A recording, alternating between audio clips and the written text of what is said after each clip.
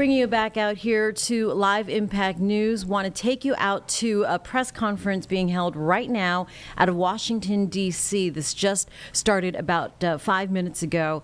Democratic lawmakers holding this news conference on the impact of tariffs on what they say will really affect working families. We'll go to that now here on Live Impact News on WCNC+.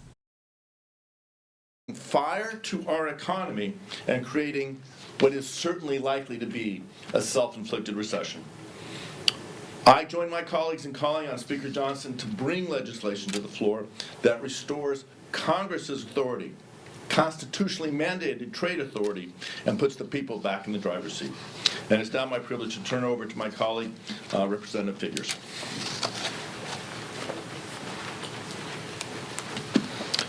Good morning. These tariffs are yet another example of this administration acting without consideration of how it's going to impact everyday people across this country, most certainly not considering how it's going to impact the average person in my home state of Alabama.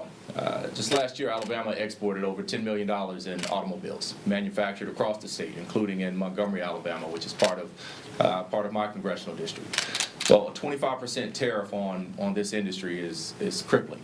It's something that's going to harm our ability to be able to maximize the impacts of this industry, one that the state of Alabama has grown to be a leader in this country for. This trickle-down effect is going to impact the ability of those companies to be able to hire workers, not only just the people ability to be able to afford the vehicles. I represent a state where, in a district where the individual median income is just north of $30,000. Just north of $30,000. People cannot afford this tax on their life. People cannot afford to see almost every good that they rely on to be jacked up in prices. We simply cannot afford it in the state of Alabama. You know, these tariffs are estimated by some to be the largest tax at least since 1982, quite possibly in this history, in the history of this nation. We have never seen this type of recklessness before. We've never seen this type of disregard for the average everyday consumer in this country. Business owners are not going to just suck these expenses up. They will not. They're already saying, if I can't pay it, I'm going to have to pass it on. Well, that gets passed on to me. That gets passed on to people in Greenville, Alabama, and Evergreen, Alabama, and Mobile, Alabama, and Pritchard, Alabama. Some of the poorest people in this nation. They simply cannot afford what this administration is doing. Exports in the state of Alabama, things like shrimp and catfish and other, other foods. We simply cannot do it. We have an enormous agriculture industry in my state, and this is going to make it harder for those companies to succeed.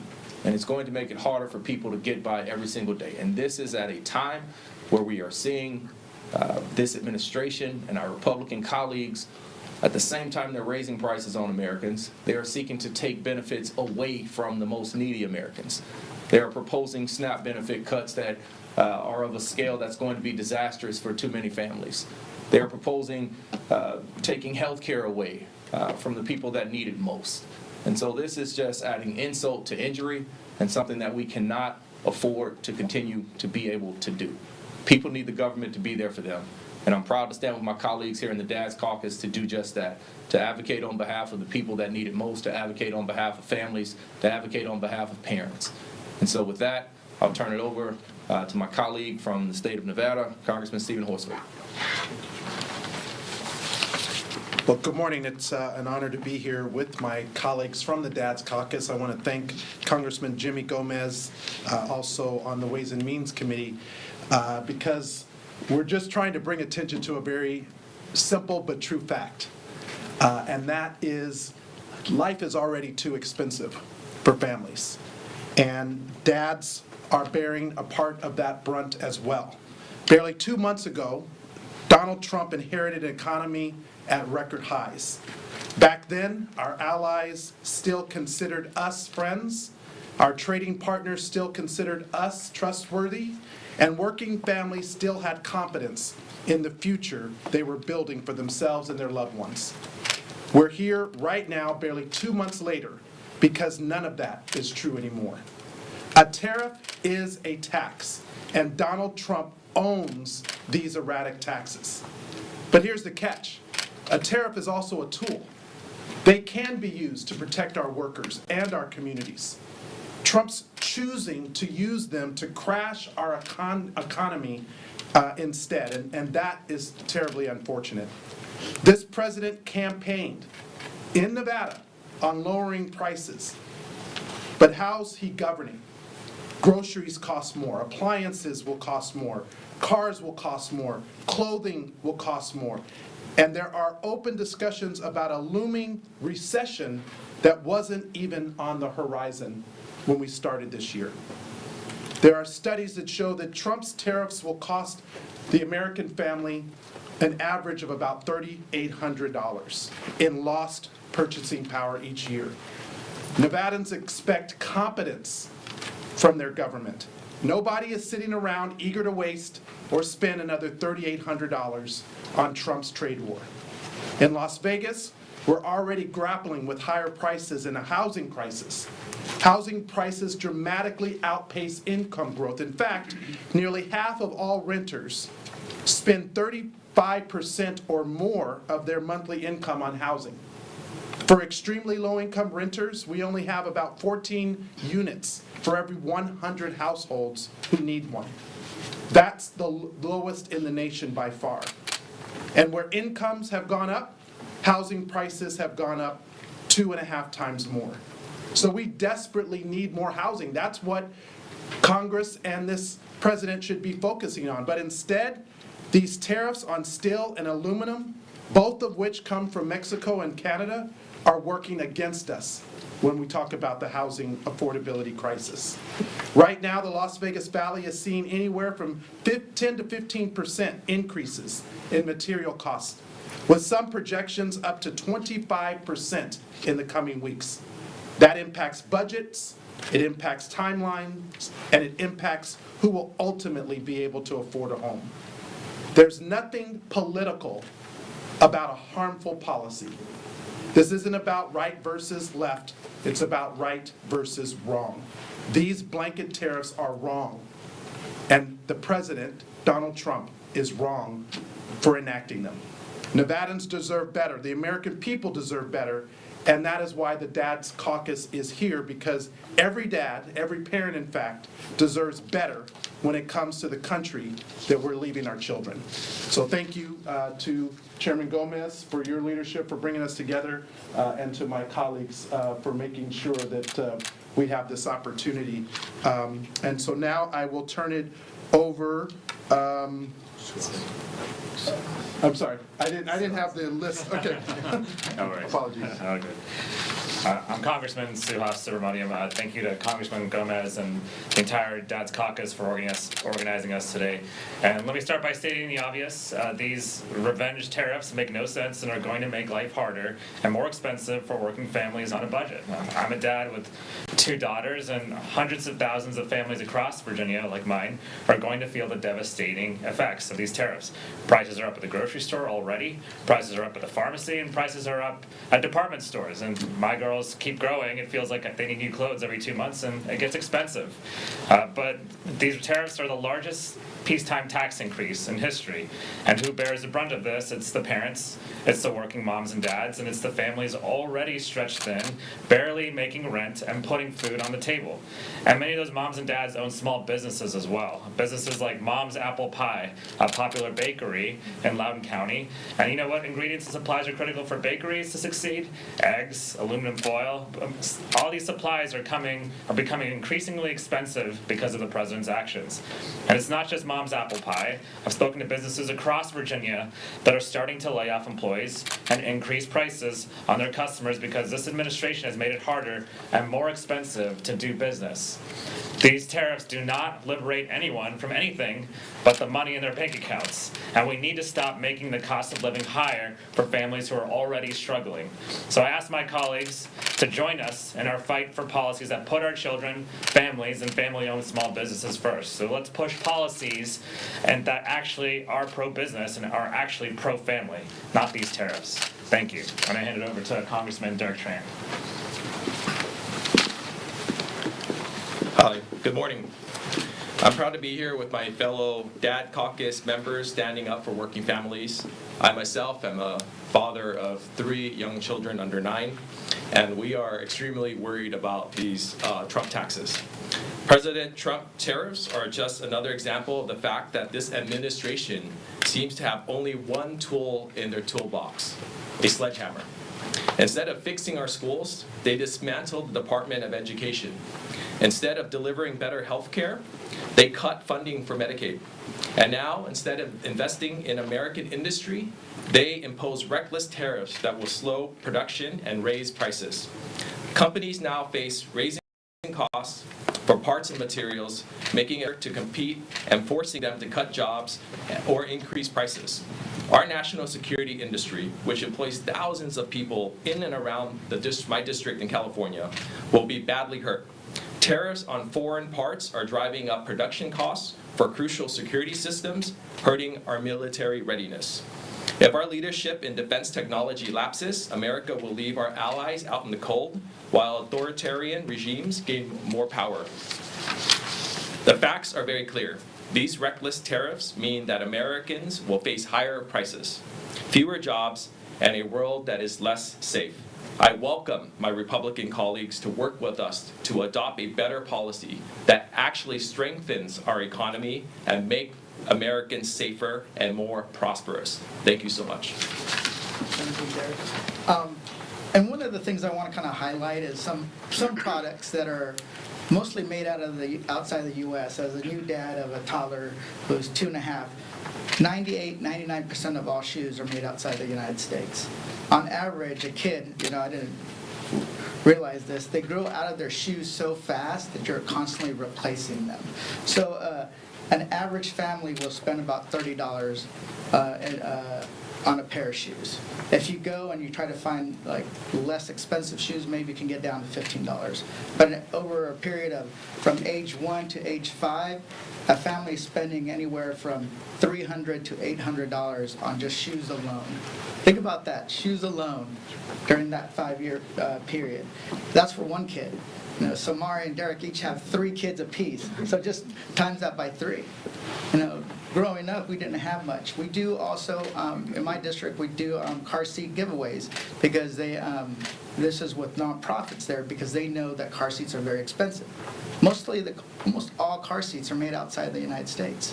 So if we really start looking at how these tariffs are going to impact families with young kids, with the ones that keep growing and need to get their shoes replaced, get diapers every day. A diaper box, $45. Right? And that's when you get 2 or 3 of those a month. So it's just going to get more and more expensive, and that's why we're here to talk about it. Also, coffee. Man, parents are going to be very cranky if they don't get their morning coffee. So this is what the real concern. And then what happens is people pull back, they exchange more expensive products for less expensive products, or they cut it out completely. You see revenue decline in small businesses. Those revenues that decline, you're going to have to, then those owners are going to have to decide, hey, do I pull back on hours, raise prices, or cut jobs or positions altogether? That's how we end up in a recession. And that's why we're here to really kind of emphasize that. Because it's going to fall mainly disproportionately on people on the lower end of the economic ladder. So with that, if there's any questions to any member. To Congressman Horsford specifically, your district and your state relies very heavily on tourism, especially around the Las Vegas area. I was wondering if you could talk about what the recession back in the early 2000s looked like for a state that relies so heavily on tourism. Well, thank you for bringing that up. A couple of things. In fact, last week I met with the head of travel and tourism for Southern Nevada and all the major properties to talk about the impact of the tariffs, but also this administration's erratic policies on immigration, specifically around visas. The impact in Canada, for example, is already seeing a decline, and about 25% of the visitors to Las Vegas, the international visitors to Las Vegas, are from Canada. And so, again, this president promised Nevadans when he campaigned that he was going to lower costs, that he was going to focus on the economy, that he was going to help grow our industries, and in fact, the opposite is happening right now. Specifically to your question around what happened during the housing collapse in 2008 and the pandemic. Look, for the first time, the Strip in Las Vegas, the doors of our properties closed during the pandemic.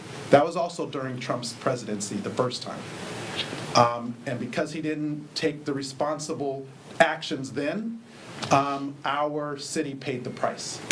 But just think about that for a moment. Those were unavoidable events. This is a choice. This president decided, apparently with not a lot of advisors around him, to enact these erratic tariffs, misrepresent the trade war with certain countries, including our closest trading partners, Mexico and Canada. And because of that, Americans are going to pay the price. So yes, we are extremely concerned about how this will affect travel and tourism at a time when we thought we were back after the pandemic. I talk to hospitality workers all the time. So now they are worried, if we go into a recession, will people stop traveling? And our city is known to be a place where people go even when there is a recession, but not if they can't afford basics like diapers, shoes for their kids, the basics. If they don't have that, there's no trip to Las Vegas. Thanks, Mr. Gomez. Speaker Johnson has made clear as recently as yesterday that he supports Trump's policy. He trusts him to play this out over the course of the long game. And with that in mind, he's not going to put anything on the floor that would restore Congress's authority over trade and tariffs. There are Republicans, however, who support your position in the House and the Senate. Wondering if you were in discussions with any of them about forcing a vote via discharge petition or some other gimmick. We've seen those get 218 signatures recently. Yeah, I think there are discussions, but one of the things we want to do is continue the pressure, because a lot of them are still not feeling the pressure from the constituents that they need to feel in order to vote their conscience and their districts against the Trump administration. So we're going to keep forcing this as an issue, and I think there are plans to have a vote on this, but it has to kind of percolate for a little bit. And as long as Trump keeps these tariffs in place, I think it's going to be, we're going to get more and more support. He announced an additional 50% tariffs on China if they don't respond by tomorrow. Well, there are some tariffs that have already been in place since his first term, and that Biden increased a little bit. You're going to see those probably go up to 200%. Think about 200% tariffs on some goods. So this is going to be, it's going to get really ugly and messy. And in my interpretation, being on to the committees I'm on, China has been preparing for this trade war since the last Trump administration.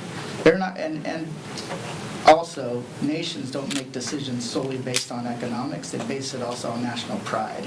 So people don't like to be bullied. Even our neighbors from the north don't like to be bullied. So we're going to keep up the pressure on the Republicans to get more. Because right now, I'm pretty sure if one of them speaks up, it's for political purposes, and they'll get slapped back into place by Trump or Elon Musk pretty quickly. So there's a safety in numbers, so it can't be one or two. It has to be at least a dozen for them to hold strong. Do you want to add something? Thank you. So Representative Gomez and I serve on Ways and Means, which has jurisdiction over trade. And it is not in a recent event that Congress ceded its authority to the administration on trade. It's something that's been happening across time, but it's something we need to bring back. Our biggest challenge is that for the Republicans, they seem to believe that they serve at the pleasure of the president, that as long as they have Trump's trust, they have their office, forgetting that we serve at the pleasure of our constituents, the people who sent us here representing each of our districts. And as they look at the impact that these tariffs are having back at home, whether it is a rural community, farmers who depend on access to global markets to make ends meet, to cover their costs and achieve a little bit of a profit, or it's in urban communities where You're going to see factories shut down or already seeing layoffs in places like Stellantis announced a 900-person layoff. The pain is real, and it's only going to get worse. You look at the list of the products sitting on this table, every one of them is going to be more expensive. My coffee subscription, I got the email yesterday, went up not a little bit, went up 18%. All right, so someone mentioned that if you take away a parent's coffee, they're going to be cranky. I think everyone's going to be cranky as they see those prices rise. Until that pressure is applied to the representatives, saying this is not what we voted for. The election last November was about lowering costs, making it easier for families to make ends meet and get ahead. And what the president is doing is making it harder for families to feed their children, to provide their health care, to put the roof over their head. Until we see that pressure, I don't think we're going to see Speaker Johnson do anything that the president doesn't tell him to do. It's unfortunate. We'll continue to apply that pressure. We need Congress to retake its authority defined in the Constitution, and put us on a track that grows our economy, creates opportunities for the workers of the nation, but does in a way that gives us a chance to access markets around the world. Anybody? A quick follow. As you mentioned, the effects have been pretty immediate. So how long do you anticipate that the pressure will take to build? Are we talking days, weeks, months? Well, we are, I think it's, the way it's going, it's probably going to take, a few weeks. But I think a lot of these members are going back to their districts next week. And I think that people are going to get an earful about these tariffs. And also, there are individuals that are on the right that we disagree with them on almost every issue, from the guy from Barstool Sports to some of these really conservative commentators that were there for Trump and the Republicans and the MAGA movement. Now they're saying this is insane, right? They're not saying they're going to vote Democratic, but the more and more they're kind of bringing this up, maybe it will cause some of these Republicans to flip.